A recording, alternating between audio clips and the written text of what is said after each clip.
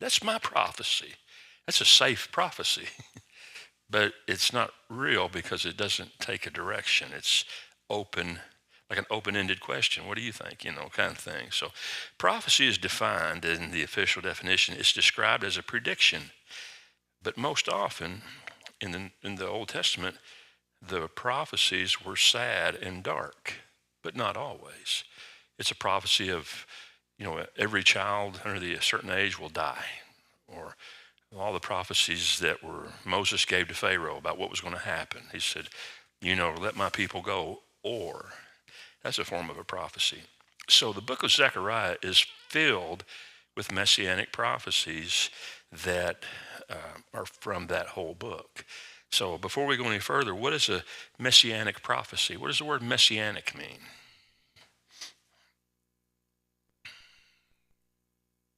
Any thoughts? If I say I'm going to make a messianic prophecy and I lived in the Old Testament, what was I going to prophesy about? The coming of the Messiah. You're prophesying about the Messiah, henceforth messianic Messiah. But if you're prophesying about a donkey that's going to run up the hill tomorrow and bite Brad on the arm to show that he has no dominion over animals, that's not a messianic prophecy. That's just a prediction, but it's not messianic. So when we talk about messianic prophecies, it's important to remember what Danny said. It's about the coming of the Messiah or actions of the Messiah. It's about something he's going to do, and there's examples in the book we're going to look at here in a minute. So Christian predictions and prophecies used to describe and tell of the coming of the Messiah and actions of the Messiah in the Old Testament. Now we see most of them in the Old Testament, but are there any prophecies in the New Testament? Oh, absolutely. We can find a lot of things in the book of Revelations about what's going to happen when Christ returns. We'll see a lot of these things. We see predictions about a whole another set of things, but they're not necessarily messianic in a way because the Messiah has already been here. That's why we have the New Testament. So they're just your regular old bargain basement prophecies, instead of not the messianic prophecy. So they're basically predictions about the coming of Jesus or actions of Jesus. So, and I want to give you an example of a messianic prophecy here in Zechariah. Turn to chapter 4, verse 1 through 4. And I'm going to read this, and we're going to talk about it just for a moment. And I'm going to read some of these prophecies that are in this time frame, but I'm going to let you discuss them and dissect them. But I want you to understand something here. Zechariah was making these prophecies about the Messiah, and he was born 520 years before Jesus was born. 520 years.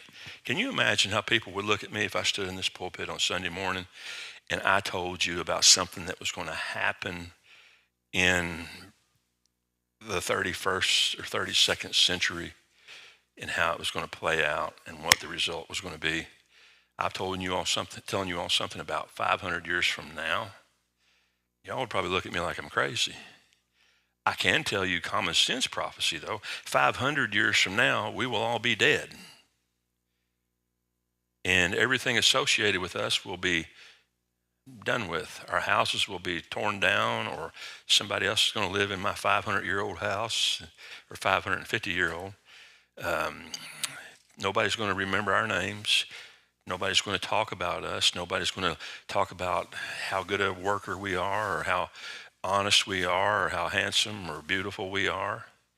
We're not going to be any discussion in this world. Our existence will be in God's kingdom. That's my prophecy. That's my prediction. And if you're not in God's kingdom, you will be elsewhere. And that's not a messianic prophecy. That could be a satanic prophecy about what Satan might do. But I want us to understand that this is what it's talking about. It's talking about things that are going to happen. So in Zechariah 4, 1 through 4, it says this. And an angel who talked with me came again and walked with me as a man who is walking, who wakened out of a sleep. And this angel they're talking about is Jehovah, and his name is one of the vision in this vision. So in verse 2 it says, and he said unto me, what seest thou? And I said, I have looked, and behold, a candlestick all of gold, with a bowl upon the top of it, and his 7 lamps thereon, and 7 pipes to the 7 lamps which are upon the top thereon. This is a vision consistent with a candlestick, obviously, with its 7 lamps fed to 2. And in verse 3 it says, and 2 olive trees by it, one upon the right side of the bowl and one upon the left side of the bowl. And you got to picture this all in your mind. And it's talking about, I think it's making reference to Joshua destroying the temple. And in verse 4 it says, so I answered and spoke to the angel who talked to me, saying, what are these, my Lord? The question, what are these, my Lord, is meant to speak of the entirety of the vision, even though it's plainly displayed. He was not sure if you understand what it meant. And in his reply to questions, Jesus' answer is forthcoming. So in verse 5, we start to see the anointing with the Spirit and power of Zerubbabel, Baubel. And so what does this, when I tell you this about the 7 candles and everything, and it's a prophecy, what's it talking about? Is it clear as mud? Is it talking maybe about the Jewish, a issue with the Jewish people? This is one of the things we want to be careful about. We read these things, and we think we know them, but there's somebody else who's reading them, and they might think they know them, what it's all about. But you need to be able to tie these things into Jesus, things he's done. I believe there's prophecy in the Old Testament that has yet to be fulfilled. So if we try to decipher it, we're going to try to attach something that's already happened to something that may not be the match. So we're going to talk about some here that are a match. And I'm going to let some of you read them, and then we're going to talk about them. The next one is Zechariah 9:9. Somebody read that for me. I hope I've been an effective enough pastor for the last 7.5 years to where these scriptures will be familiar to you based on the way we've celebrated the life of Christ.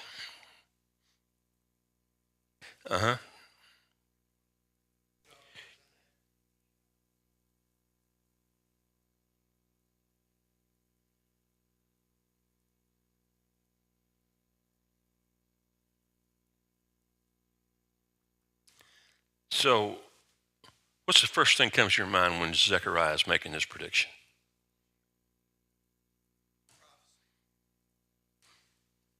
Into Jerusalem on Good Friday. When he made the triumphal entrance a week before his crucifixion. And we as Christians, when we hear that scripture, that we have that aha moment when it says he rode into town, we start to put it all together. And we can sit there and read that and say, that's happened. That's already happened. And it was foretold 520 years before, 550 years roughly before it happened. It was told in Zechariah 9:9. Now, this next one is a little bit longer, but I think it's going to be pretty obvious what's going on here. Again, this is about 550 years in advance. Zechariah 11:12 and 13.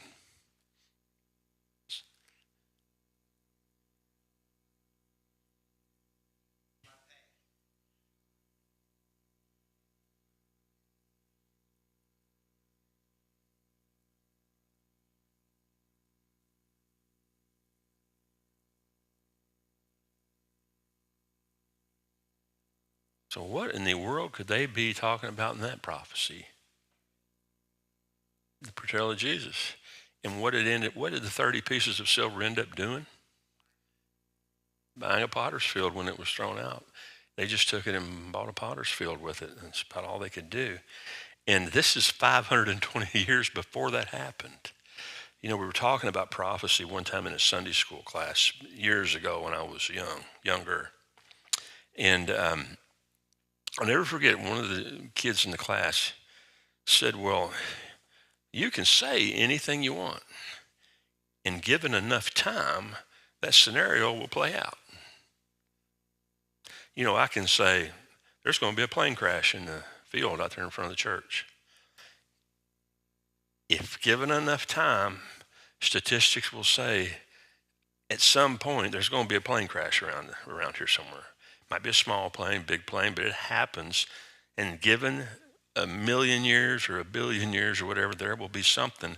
And if it's documented, they can look back on what I said randomly and say, he was a prophet. He knew what he was talking about. This isn't based on statistics. This is very defined. This says everything even to the point of what's the 30 pieces of silver going to purchase? What's it going to do? Who's going to do the buying? And why are they giving him this 30 pieces of silver? This is the beauty of prophecy. You get the main things, and then when the prophecy happens, all the little bitty details get filled in, and you have that aha moment where you go, I know exactly what this is talking about. And I love it when I'm reading the Old Testament, and I'm like, well, I know when that's going to happen. I can almost tell you the day, and it's beautiful. But here's number 3, Zechariah 12:10. And keep in mind, this is 520 plus years before.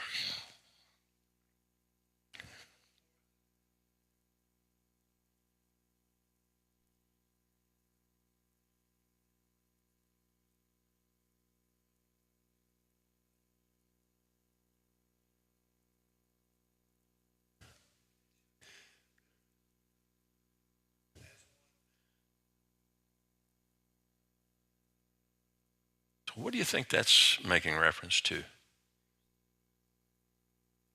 When Jesus was died upon the cross. And I love the way it says, mourns for him as if his only son. That's wording that is directly saying God sacrificed his only son for us. And he was pierced. His hands were pierced on the cross. And we mourn him.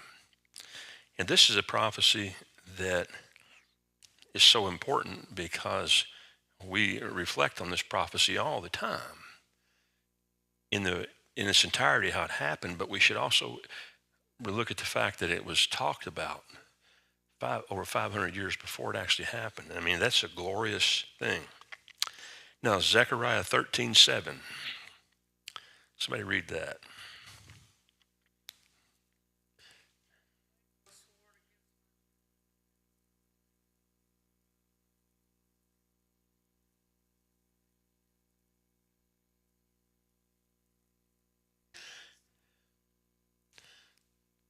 What's that make you think of?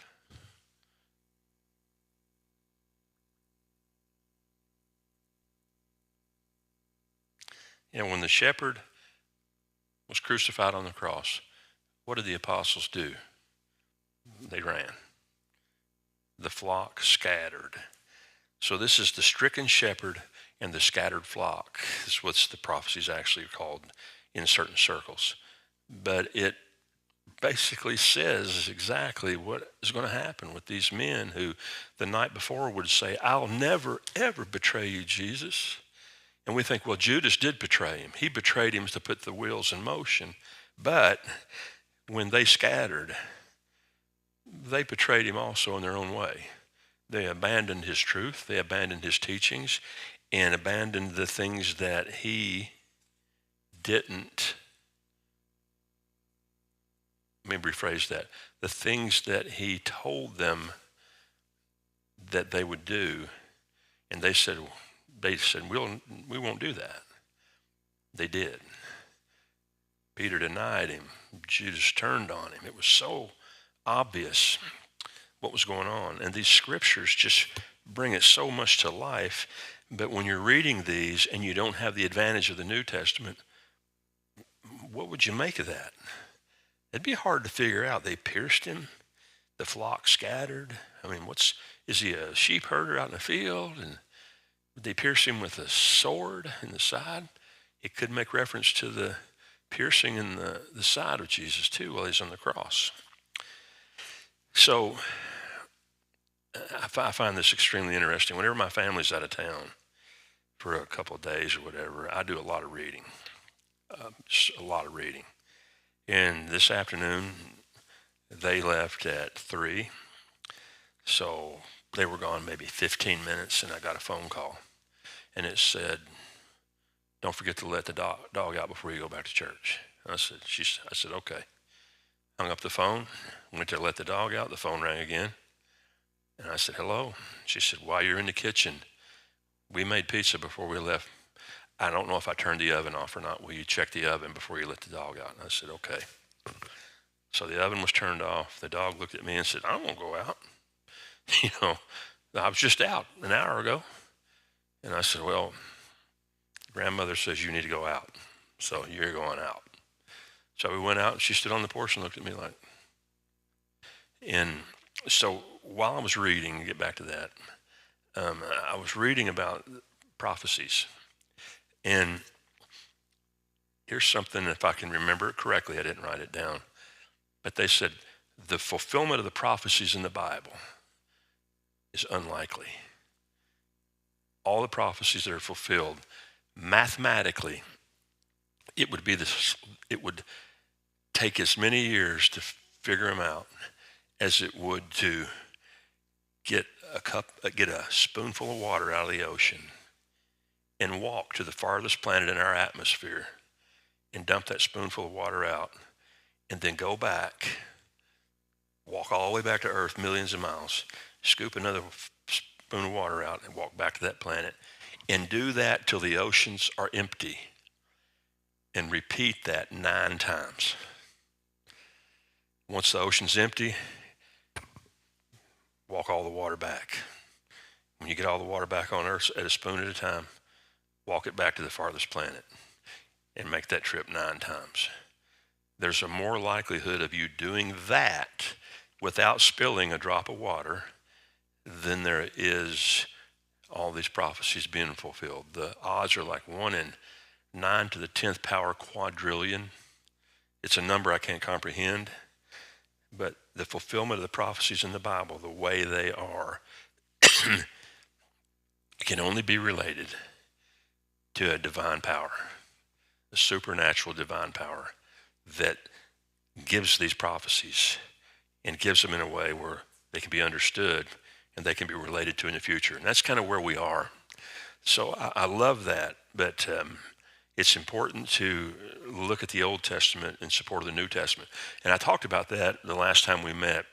I said, to me, the Bible isn't the Bible without the Old Testament. The New Testament is some things that happened, but the Old Testament is the prediction of them. It's the support of them. It's the foothold of the whole Bible. It makes it what it is. And one can't exist without the other. They can, but they can't exist in a complete form without the other. It's kind of like a marriage. You got to have the husband and the wife, and they've got to pull the load and be equally yoked in their own way. And together they'll accomplish more. Together the Old and New Testament accomplish more. But if you Google prophecies, biblical prophecies or messianic prophecies, I'm certain that you will find, you go to the book of Joshua, different books, and it's full of them. It's just full of them. And I love the stories because they're so revealing. And I think that's an advantage to us as Christians to look and go, aha, furthermore justification and proof as to who God really is and who Jesus is and why Jesus is. It's wonderful when you see it that way. And so I want us to think about prophecy and what the definition of it is. And if you get a chance to read the book of Zechariah, and it's not a huge read, it's pretty quick. But and also I'd advise you to gloss over Haggai, Haggai. Kind of look at that because I have a feeling we're going to talk about that a little pretty soon too. Really kind of an interesting book. But any questions, comments, or anything? Looks like our 30 minutes is about up. And I have fell and injured my lower spine. Some of you may know that already. I've told a couple of you. And it's hard for me to sit for a long time. It's hard for me to stand for a long time. So there's really nothing to be done about it. It's just in an area where it's got to heal, and it takes probably about 12 weeks. And so I'm a little squirrely when I'm